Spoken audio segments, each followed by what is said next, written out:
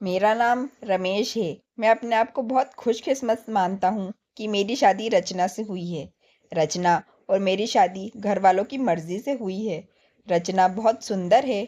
शुरुआत में मुझे लगा था कि वो मुझसे शादी को हाँ नहीं कहेगी, लेकिन जब मैं उसे देखने गया तब उसके स्वभाव का पता चला। बहुत अच्छा उनका परिवार था। रचना जब शादी करके मेरी ज़िंदगी में आई, तब से मेरी ज़िंदगी बदल गई है। सभी मुझे कहते थे कि मैं बहुत खुशकिस्मत हूँ। अभी मेरी शादी को करीब 3 महीने ही हुए हैं। मेरा सपना था कि मैं बड़े शहर में एक बड़ा शोरूम बनवाऊँ कपड़े का। मैंने रचना को इसके बारे में बताया। रचना को पता है कि ये मेरे लिए कितना बड़ा सपना। मैं दिन रात इसी में लगा रहता हूँ। बड़ी मुश्किल से मुझे एक जगह मिली, लेकिन पैसे बहुत ज़्यादा थे। इसलिए मैंने अपने गांव की ज़मीन बेचने का फैसला किया। ज़मीन में मेरे पिता के दूसरे भाइयों का भी हिस्सा था। इसी काम के लिए मुझे कुछ दिनों तक गांव में जाना पड़ रहा था। मैंने रचना को चलने को कहा, क्योंकि पता नहीं कितना समय लग सकता है, लेकिन उसने कहा वह अपने मायके चली जाएगी। मैंने भी सोचा कि ठीक है। रचना अपने मायके चली गई। मैं अपने गांव चला गया। रचना से मैं फ़ोन पर बातें किया करता था। ज़मीन के कागज़ और सारी बातों में समय लग रहा था। इस दौरान मेरी पत्नी से मेरी बात होती रहती थी। मैंने एक शाम उसे फ़ोन किया तो वह कुछ बदली बदली सी थी, ज़्यादा बोल नहीं रही थी। मैंने पूछा, क्या हुआ, तुम ठीक हो? वो बोली कि मुझे आपको कुछ बात बतानी है। मैंने कहा कि बताओ, क्या बोलना चाहती हो? वो थोड़ी देर चुप रही और फिर बोली कि नहीं, अभी नहीं, मैं आपसे मिलकर बताऊंगी। लेकिन मुझे नहीं पता था कि मेरी ज़िंदगी में इतनी बड़ी बात होने वाली है। अगले दिन दोपहर में मैंने जब रचना को फ़ोन किया तो उसने फ़ोन नहीं उठाया। मैंने भी सोचा कि कुछ काम होगा, इसलिए मैंने उस बात पर ज़्यादा ध्यान नहीं दिया। मैं सारा दिन अपने काम में उलझा रहा। काम भी ज़रूरी था, क्योंकि वो ख़त्म करके ही मैं जल्दी से रचना के पास वापस जा सकता था। दिन भर के काम के बाद मैंने फिर शाम को रचना को फ़ोन किया, लेकिन इस बार भी उसका फ़ोन स्विच ऑफ आ रहा था। मैंने फिर सोचा कि शायद किसी काम से गई होगी और मोबाइल स्विच ऑफ हो गया होगा। मैंने रात फिर किया, क्योंकि दिन भर बात हो ना हो, लेकिन रात में ज़रूर बात किया करते थे। लेकिन रात में भी उसका फ़ोन स्विच ऑफ था। अब मुझे थोड़ी फिक्र हुई, लेकिन फिर मैंने सोचा कि वो उसके घर ही है। अगर कुछ बात होती तो मुझे फ़ोन आ ही जाता। थोड़ा बहुत विचार करके मैं सो गया। मैंने सोचा कि उसके घर में किसी को फ़ोन करूं, लेकिन रात में उस समय फ़ोन करना मैंने उचित नहीं समझा, इसलिए मैं सो गया। सुबह उठते ही मुझे यही ख्याल आ रहा था कि मैं रचना से बात करूं। सुबह भी मैंने फ़ोन किया, लेकिन अभी भी वही बात, उसका फ़ोन स्विच ऑफ ही था। अब मैंने उसकी मम्मी को फ़ोन किया, लेकिन उन्होंने भी मेरा फ़ोन नहीं उठाया। अब मुझे थोड़ी फ़िक्र होने लगी थी कि क्यों कि किसी से मेरी बात नहीं हो रही थी। करीब 3 दिन तक ना रचना का फ़ोन आया, ना उसकी माँ का। मैं अपने काम में लगा रहा। फिर एक शाम मेरी सास का फ़ोन आया। मैंने पूछा कि रचना कहाँ है? वो बोली, रचना अपनी एक चचेरी बहन की शादी में गई है। शायद वहाँ नेटवर्क नहीं होगा, इसलिए बात नहीं हो पा रही है।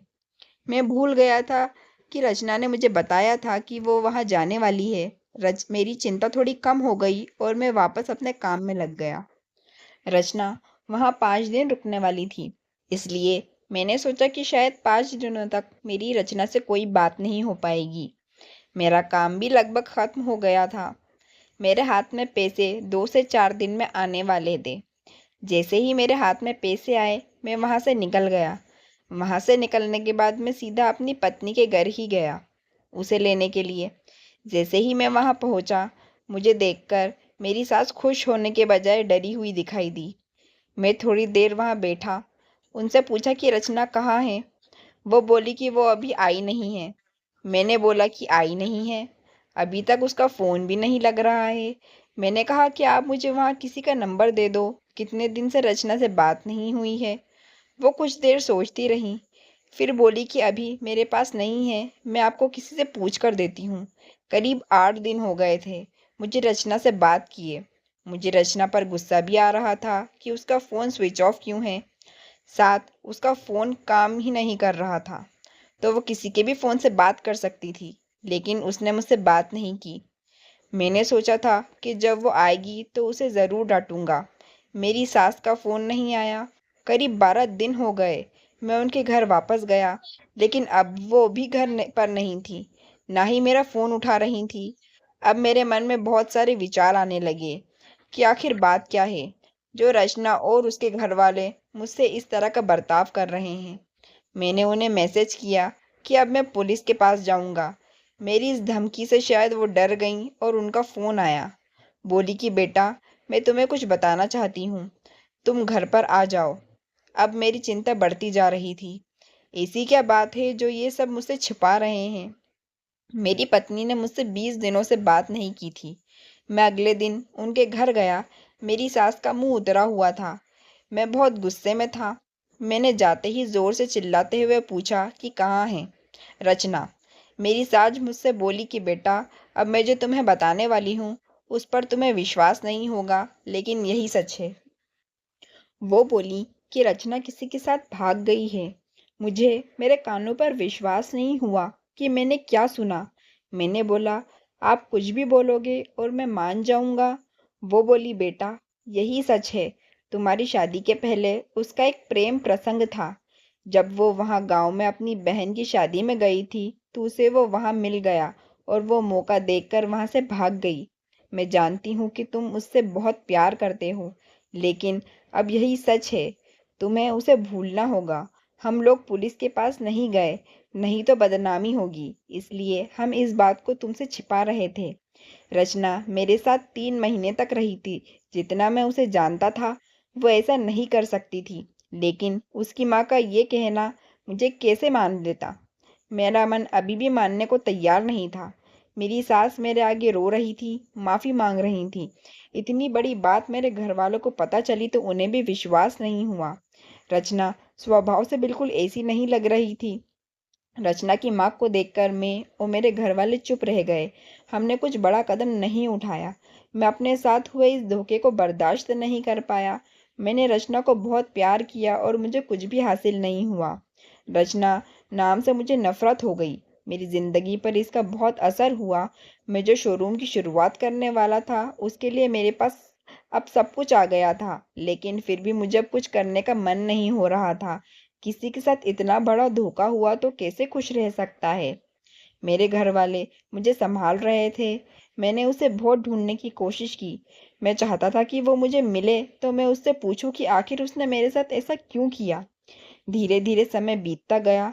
उसे गए अब 7 महीने हो गए थे और मैं भी उसे भूलकर अपनी जिंदगी में वापस बिजी होने की कोशिश करने लगा। मेरा उसके घर यहाँ से जाना हुआ। ऐसे ही मेरा ध्यान उनके घर की खिड़की पर पड़ा। मुझे दिखाई दिया कि खिड़की में रचना है। एक झलक से मुझे दिखी। मैंने उसी समय उनके घर का दरवाज़ा बजाया। मेरी सास ने दरवाज़ा खोला और वो मुझे देखकर ही डर गईं। दरवाज़ा खुलते ही मैं अंदर जाने लगा। मेरी सास ने मुझे रोका, लेकिन मैं नहीं माना। अंदर मैं कमरे में गया तो रचना को देखकर मैं हैरान रह गया। रचना व्हील चेयर पर बैठी थी। रचना ने मुझे देखा और उसकी आंखों से आंसू आ गए। मैंने पूछा, ये क्या हुआ रचना? रचना बस रो रही थी। मेरी सास बोली कि बेटा, रचना जब शादी में गई थी तब उसका एक्सीडेंट हो गया था और उसे ऐसी जगह चोट आई जिसके कारण अब वो चल नहीं सकती है। एक्सीडेंट के समय भी बेहोश थी। यही कह रही थी कि तुम्हें ना बताएं, वो बड़े काम के लिए गए हैं। डॉक्टर ने जब बताया कि हो सकता है रचना अब चल ना सके और इलाज पर बहुत ज़्यादा पैसा लगेगा, तब भी मैंने कहा कि दामाद जी को बता देते हैं। लेकिन रचना ने कहा कि मैं उनकी ज़िंदगी ख़राब नहीं कर सकती। उनका सपना है शोरूम खोलने का है। उनकी ज़िंदगी में जाऊंगी तो उन पर बोझ ही बनूंगी। इसलिए रचना ने ये झूठ तुम्हें कहने को कहा ताकि तुम उसे भुला कर अपनी ज़िंदगी में आगे बढ़ सको और उससे नफरत करो। मेरी पत्नी मुझसे इतना प्यार करती थी कि मैंने कहा कि रचना, अगर मेरे साथ ऐसा कुछ हो जाता तो क्या तुम मुझे छोड़ देती? रचना रोते हुए कहा, ऐसा मत बोलो। रचना ने कहा कि मैं आपकी दोषी हूँ। एक्सीडेंट में हमारा बच्चा जो मेरे गर्भ में था वो भी नहीं बचा। आप मुझे भूल जाएं, दूसरी शादी कर लीजिए। मैं आप पर बोझ नहीं बनकर रहना चाहती। रचना की आंखों से आंसू नहीं रुक रहे थे। कितने दिनों बाद उसने इन्हें रोक रखा था। मैंने रचना को बीते कुछ महीनों में ना जाने क्या कुछ नहीं कहा, लेकिन अब वो रचना को एक पल भी अपने से दूर नहीं रखना चाहता था। मैंने रचना की एक बात नहीं सुनी। मैं रचना को अपने साथ ले गया। अब कोशिश यही है कि वो फिर से चल सके।